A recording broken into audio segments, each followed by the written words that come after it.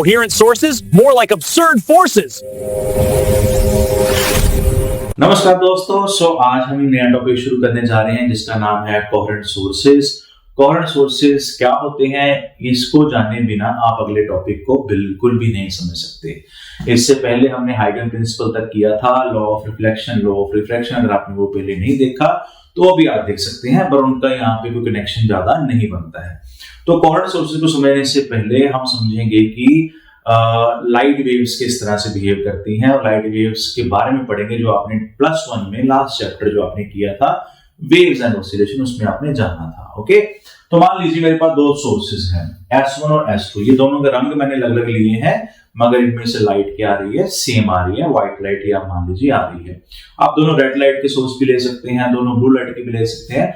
हाँ, एक रेड और ब्लू का, उस पर बात में आते हैं। ठीक है, अभी तो ये हमारे पास सेम काइंड के सोर्सेज हैं, पर दोनों इंडिपेंडेंट हैं। ठीक है, अब देखिए यहां से जो लाइट आ रही है और यहां से लाइट आ रही है, मैंने अप्रोक्सीमेटली 1.5 वेव लिया। आप चाहे दो वेव्स ले लीजिए। ठीक है, दो कर लेते हैं हम, इसको आप 1 भी कर सकते हो।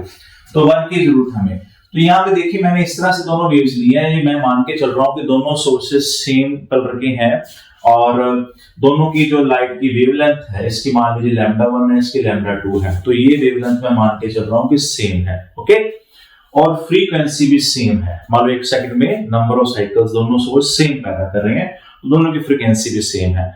देखिए अगर वेवलेंथ सेम है तो फ्रीक्वेंसी ऑटोमेटिकली सेम होगी, क्योंकि देखिए फ्रीक्वेंसी का फॉर्मूला होता है speed of light over wavelength.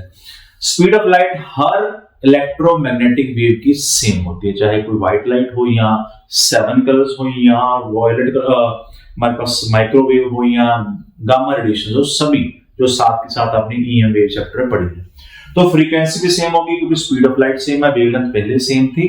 तो बच्चे क्या समझते हैं कि ये दो कंडीशंस अगर दो सोर्सेस को ओबे कर रहे हैं तो वो कोहेरेंट सोर्स होंगे, पर ये कोहेरेंट नहीं है। कोहेरेंसी कहां से आती है?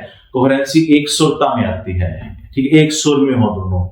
जैसे हम कहते हैं कि दो दोस्त हैं, अगर मार्केट में जा रहे हैं, एक दोस्त कहता है गोलगप्पे खाने, दूसरा कहता है चलो ठीक है मैंने भी गोलगप्पे खाने थे। दोनों की राय मिल रही है, दोनों एक दूसरे के साथ सुर में है, हार्मनी है उनके बीच। ठीक है ना। अगर एक कहे कि मैंने गोलगप्पे खाने, दूसरा कहे नहीं मैंने टिक्की खानी है, तो मतलब कहने का ये है कि वहां पे उनकी आपस में फ्रीक्वेंसी मैच नहीं कर रही। तो यहाँ पे फ्रीक्वेंसी मैच कर रही है, वेवलेंथ भी मैच कर रही है।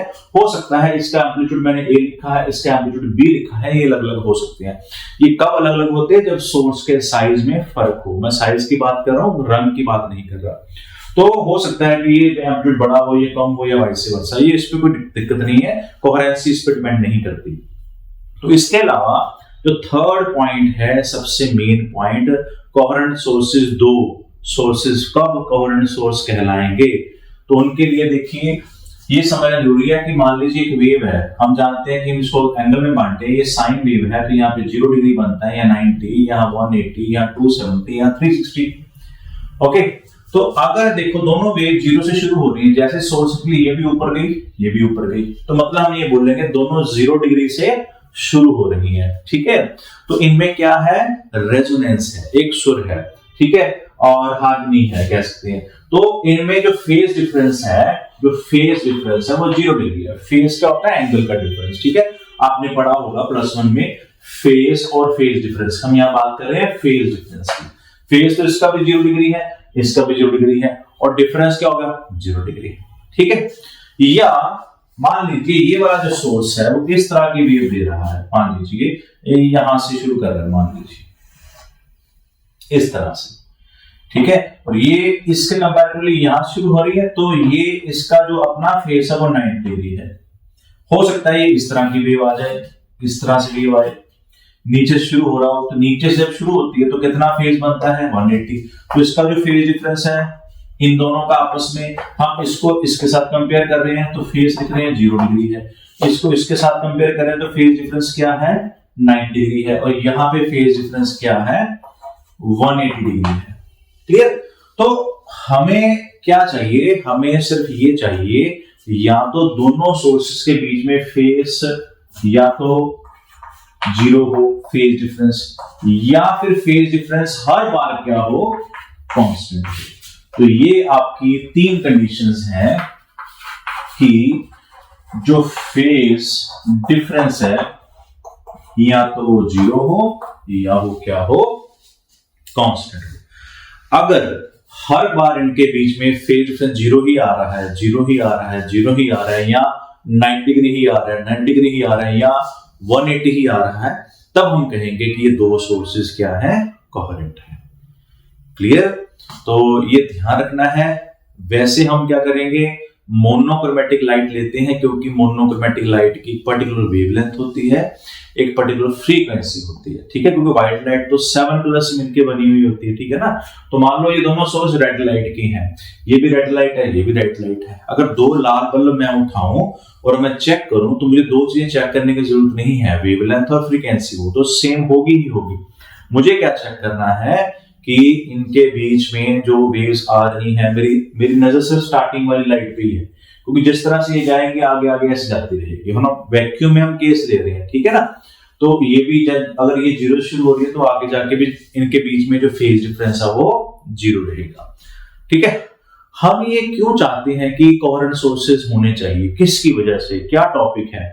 देखिए आगे जो टॉपिक आएगा इंटरफेरेंस ऑफ लाइट वाला, आप लोगों ने मे भी कर लिया हो, यहाँ पे रिवीजन के लिए पहुंचे हो, तो आपको ये पता होना चाहिए कि इंटरफेरेंस के लिए दो वेव्स का आपस में फेज डिफरेंस का कांस्टेंट या जीरो होना बहुत जरूरी है। अगला आर्टिकल जो हम करेंगे ना, यंग डबल स्लिट एक्सपेरिमेंट, तब आपको समझ आएगी। अब मैं बताता हूं कि कभी भी दो अलग अलग सोर्सेज कोहेरेंट नहीं होते। दोनों मान लीजिए दोनों ही रेड बल्ब हैं तो दोनों कोहेरेंट नहीं होंगे। उसका रीजन ये है कि ये जो थर्ड कंडीशन है ये वो फुलफिल नहीं कर सकते। मतलब क्या है, मान लीजिए यहां से आपने देखा कि मान लो एक सेकंड में मान लो एक वेव पैदा हो रही है, सिंपल करने के लिए समझा रहा हूं। तो यहाँ पे एक सेकंड, फर्स्ट सेकंड में इनके बीच में आपने देखा फेज डिफरेंस जीरो है।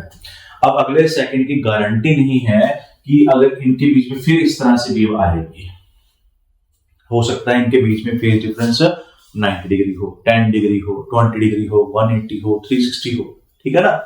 तो ऐसा क्यों होता है, देखिए इसके लिए आपको थोड़ा सा एटम के अंदर जाना पड़ेगा।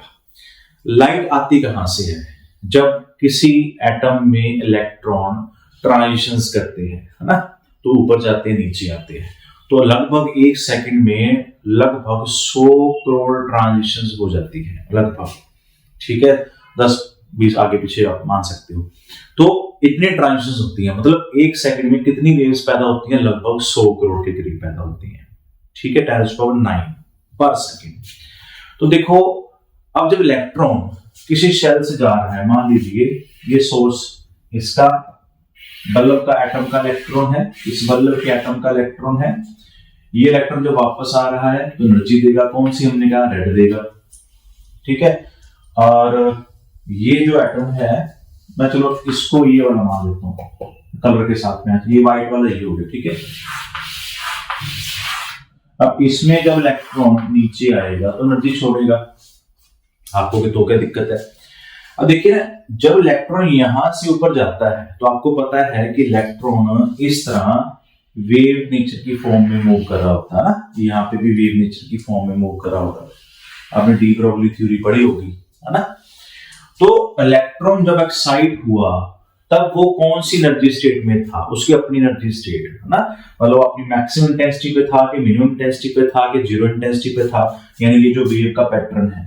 जब ये एक्साइट हुआ था तो इलेक्ट्रॉन की ये स्टेट और जब ये इलेक्ट्रॉन यहां से एक्साइट हुआ होगा, दोनों सेम स्टेट में होने जरूरी नहीं है। मैं लेवल की बात नहीं कर रहा हूं, उनके अपने एनर्जी स्टेट की बात कर रहा हूं, जब वो इस तरह से वेव की फॉर्म में मूव कर रहे होते हैं।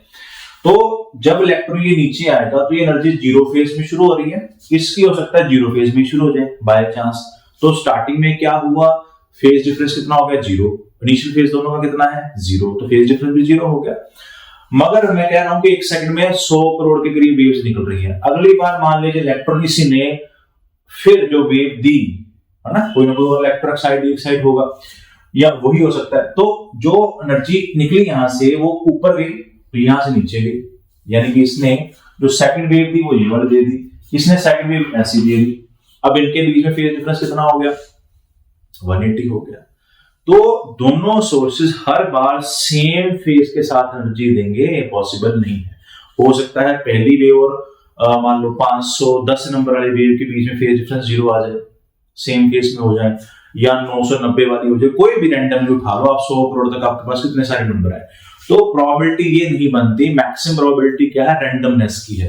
मतलब कभी कभार इनके बीच में फेज डिफरेंस 0 होगा, कभी कभार इनके बीच में फेज डिफरेंस 10 डिग्री हो सकता है, 90 डिग्री हो सकता है, 180 हो सकता है। तो दो सोर्सेस कभी भी हर बार इलेक्ट्रॉन्स एक्साइट रीएक्साइट होकर एक जैसी एनर्जी नहीं देंगे। एक जैसी एनर्जी किस पॉइंट ऑफ व्यू से मैं कह रहा हूं? सिर्फ फेज पॉइंट ऑफ व्यू से कह रहा हूं। ये मतलब नहीं है कि उसकी वेवलेंथ सेम नहीं होगी, उसकी फ्रीक्वेंसी सेम नहीं होगी, सब कुछ सेम होगा, बट उनका इनिशियल फेज सेम नहीं होगा। समझ गए? तो ये आपके रेफरेंस बुक्स में दिया गया होता है, एनसीईआरटी में भी दिया हुआ है। तो ये चीज अगर आपको समझ आती है तो आप सेटिस्फाइड हो सकते हो कि हाँ, ये दो सोर्सेज कभी भी अलग अलग सोर्सेज कोहेरेंट नहीं हो सकते, क्योंकि वो तीसरी कंडीशन को फुलफिल नहीं करेंगे। समझे आप?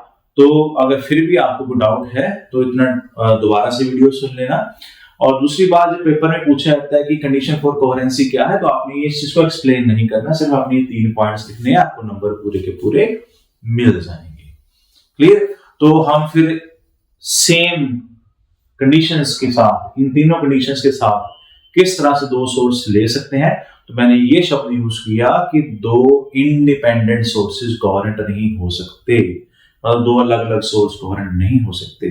तो हम किस तरह से कोहेरेंसी ले सकते हैं, तो उसके लिए अगला आर्टिकल आप करोगे, मैं मोटा मोटा यहां बता देता हूं कि मैं क्या करता हूं, करूंगा आगे जाके कि एक सोर्स ये मैंने मान लो ले लिया, उसके आगे मैंने 2 स्लिट्स बना दी। स्लिट्स क्या होती हैं? जैसे मान लीजिए आपके पास एक कार्डबोर्ड है, उसके बीच में हम 2 होल कर दिए, तो अगर हम यहां से देखें तो हम सिर्फ ये होल दिखा रहे हैं, ये बात ठीक है। तो जो लाइट यहां से जा रही है वही लाइट इधर से जा रही है, ठीक है ना। तो ये एक सोर्स है, एक ही सोर्स यहां जा रही है, एक ही सोर्स यहां जा रही है, तो ऑब्वियस है इनके बीच में कोहेरेंसी वाली तीसरी कंडीशन भी जो है वो फुलफिल हो जाएगी। डिटेल में करना है तो अगला टॉपिक हम करेंगे नेक्स्ट वीडियो में, जिसका नाम है यंग डबल स्लिट एक्सपेरिमेंट। तो मुझे उम्मीद है कोहेरेंट सोर्सेज आपको समझ आ गया होगा, नहीं आया तो फिर दोबारा वीडियो देखिए, ठीक है। तो मिलते हैं नई वीडियो में, तब तक के लिए खुश रहिए, आबाद रहिए, जिंदगी जिंदाबाद। Thank you. Thanks for watching.